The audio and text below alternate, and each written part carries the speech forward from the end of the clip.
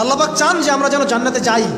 যদি আমরা জান্নাতে যেতে না পারি পরকালে, একটা কারণে যেতে পারবো না, অনলি একটা কারণ, সেটা হলো আমাদের নিজের দোষে। একটা কারণ, যারা জাহান্নামে যাবে মানুষ এবং জিনদের মধ্যে, নিঃসন্দেহে মহাবিশ্বে তারা ছাড়া জাহান্নামে যাওয়ার উপযুক্ত কেউ ছিল না।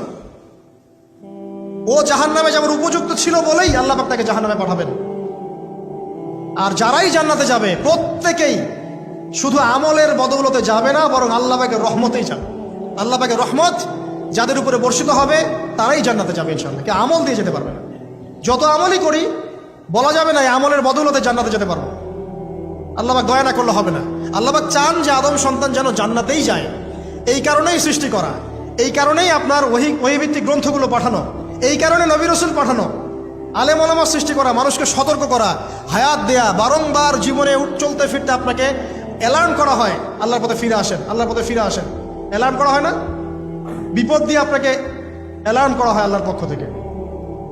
আপনি চলতে পথে হোঁচট খান, আল্লাহ আপনাকে অ্যালার্ম দেন, ফিরে আসো। চলছেন বিপথে, আল্লাহ পাকে অ্যালার্ম দেন, ফিরে আসো। আল্লাহ পাকের পক্ষ থেকে কিন্তু এগুলো আসে। অদ্ভুত একটা হাদিস বললাম, অদ্ভুত বলতে বলছি অ্যামেজিং হাদিস।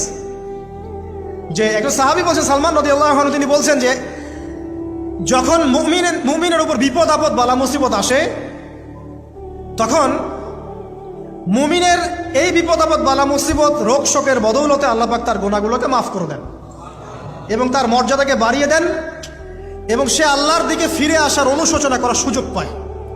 আর যখন কাফের মুশরিক বা ফাসেক মানুষকে এইসব রোগ ব্যাধি বিপদ আপদ বালা মুসিবত ঘিরে ধরে, তার দৃষ্টান্ত সেই উটের ন্যায় যে উটটাকে তার মালিক বেঁধে রেখেছে, এরপর ছেড়ে দিয়েছে। সে উটটা বুঝতেও পারলো না কেন তার মালিক তাকে বেঁধে রাখলো আর কেনই বা তাকে ছেড়ে দিল। কথাটা কি বুঝতে পারছেন? যারা আল্লাহ দ্রোহী, তাদের উপর যখন বিপদ আপদ বালা মুসিবত আসতে থাকে, তারা বুঝে না যে কি জন্য আসলো আর কেন চলে গেল।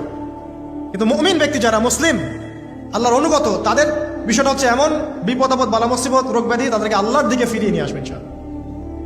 দেখুন, এই যে পৃথিবীতে নামিয়ে দেয়া, এরপর আল্লাহর পক্ষ থেকে ঐশী গ্রন্থগুলো পাঠানো, নবী রাসূল পাঠানো, আলেম ওলামা পাঠানো, আপনাকে হায়াত দেয়া, আপনাকে রিজিক দেয়া, এই শ্বাস নেওয়ার ক্ষমতা দেয়া, আপনাকে জ্ঞান বুদ্ধি দেয়া, বিবেক দেয়া, যে আমি তার পাশে লাউ গাছ উৎপন্ন করলাম। কোন গাছ? খেতে পারেন, এর শাক এবং এই যে ফল, এটার মধ্যে নিঃসন্দেহে এমন এমন কিছু উপাদান আছে যেটা হয়তো আমরা জানিও না, আবিষ্কার করা হয়নি। তিনি সুস্থ হয়ে গেলেন আলহামদুলিল্লাহ। আমরা তো শিখেছি সমাজবিজ্ঞান বইগুলোতে যে আমাদের পূর্বপুরুষরা নাকি গুহায় থাকতো আর গাছের ছাল পাতা খেয়ে থাকতো, তাই না? লতা পাতা খেয়ে থাকতো, গাছের ছাল পাতা খেয়ে থাকতো, পোশাক পরতো আর কি। বোগাস, ডাহা, মিথ্যা কথা। আল্লাহ রাব্বুল আলামিন সূরা বাকারা এবং সূরা আরাফ পড়ে দেখেন, আল্লাহ পাক বলছেন যে আদম আলাইহিস সালামকে আল্লাহ পাক সমস্ত নাম জ্ঞান শিক্ষা দিয়েছেন। মহাবিশ্বের যে প্রয়োজনীয় জ্ঞানগুলো আছে সেগুলো আল্লাহ পাক আদমকে শিখিয়েছেন আলাইহিস সালাম। ওয়াল্লামা আদামাল আসমাআ কুল্লাহা, আল্লাহ পাক আদমকে সমস্ত নাম শিক্ষা দিয়েছেন। আমাদের পিতা মাতারা মূর্খ ছিলেন না, তারা সৃষ্টি থেকেই জ্ঞানী ছিলেন। আদম আলাইহিস সালামের পারমাণবিক বোম বানানোর কোনো প্রয়োজন ছিল না। ছিল? বানান নাই। আপনার মধ্যে এই জ্ঞানটা আসছে কিভাবে? বাই ডিএনএ আপনি জ্ঞান পাচ্ছেন, কারণ আমরা আদম সন্তান। অনেক জ্ঞান আমাদের ভিতরেই আছে, এগুলো চর্চার মধ্য দিয়ে, গবেষণার মধ্য দিয়ে প্রস্ফুটিত হয় মাত্র। জ্ঞান ভিতরে আছে আমাদের পিতাকে জ্ঞানী করে পাঠানো হয়েছে। এই জ্ঞান শিক্ষা দেওয়াটা হচ্ছে আল্লাহ পাকের সবচেয়ে বড় দয়াগুলোর মধ্যে একটা। রহম করেছেন। শুধু তাই নয়, আদম আলাইহিস সালামকে এমন জ্ঞান শিক্ষা দিয়েছেন যে জ্ঞান ফেরেশতারা পর্যন্ত জানতো না। এটা কি দয়া নয়? এটা কি আদম সন্তানের প্রতি ভালোবাসা নয়? তারপরে সেজদা করিয়েছেন। মহাবিশ্বে অন্য কাউকে কি সেজদা করানো হয়েছে? কোরআনে কি এমন কোনো দলিল আছে যে আদম আলাইহিস সালাম ছাড়া অন্য কাউকে সব ফেরেশতারা সেজদা করেছেন? আছে? তাহলে এই যে সম্মান দেয় আল্লাহর পক্ষ থেকে, সম্মান কিসের ভিত্তিতে? সম্মান শারীরিক ক্ষমতার ভিত্তিতে? সম্মানটা কি কারণে? জ্ঞানের কারণে, ইলমের কারণে, জ্ঞানের কারণে সম্মান। এই সম্মান দেওয়াটা কি আল্লাহ পাকের রহমত এবং দয়ার নিদর্শন নয়? অতএব সম্মান পেতে হলে, আল্লাহর রহমত পেতে হলে সেই জ্ঞানের চর্চায় আবার ফিরে আসতে হবে।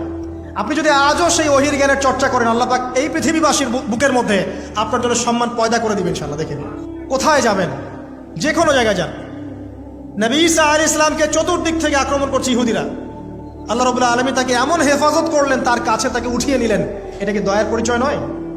এই যে একটু আগে তেলাওয়াত করলো শুরুর আগে নবী মূসা আলাইহিস সালামের ঘটনা। বনু ইসরাইল একটার পর একটা অবাধ্যতা করেই গেছে, আল্লাহ পাক তারপরেও তাদের কাছে নবী পাঠিয়েছেন, নবী মূসাকে পাঠিয়েছেন। ফেরাউনের মতো জালেম শাসকের হাত থেকে বনু ইসরাইলকে আল্লাহ পাক উদ্ধার করেছেন। এটা কি দয়ার পরিচয় নয়?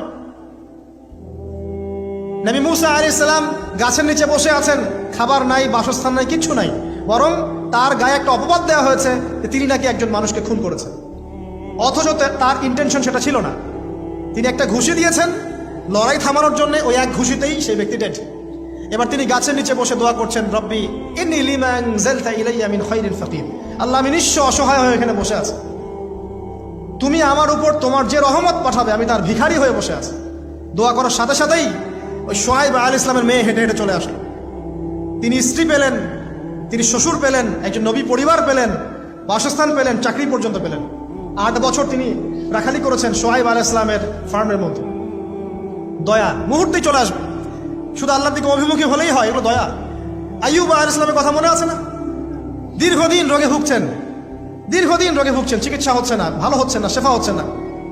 এখানে যারা আধ্যাত্মিকত্ব নিয়ে পড়াশোনা করেন, লেখালেখি করেন, তারা বলেছেন তাদের কিছু কিতাবের মধ্যে, রোগটা যখন এমন একটা পর্যায়ে চলে আসলো যে তিনি জিহ্বাটা নড়াতে পারছেন না, কারণ তিনি আল্লাহ পাকের জিকির করতে প্রচণ্ড ভালোবাসতেন।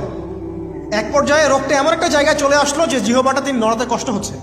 তখন গিয়ে তিনি বলছেন, রব্বি আন্নী মাসসানি আদ-দুররু ওয়া আনতা আরহামুর রাহিমিন। হে আল্লাহ, আমাকে কষ্ট স্পর্শ করেছে, আর তুমি তো ক্ষমাকারী, রহমকারীদের মধ্যে সর্বশ্রেষ্ঠ রহমকারী। আমি জিকির করতে পর্যন্ত পারছি না, আল্লাহ আমার রোগটা শেফা দিয়ে দাও।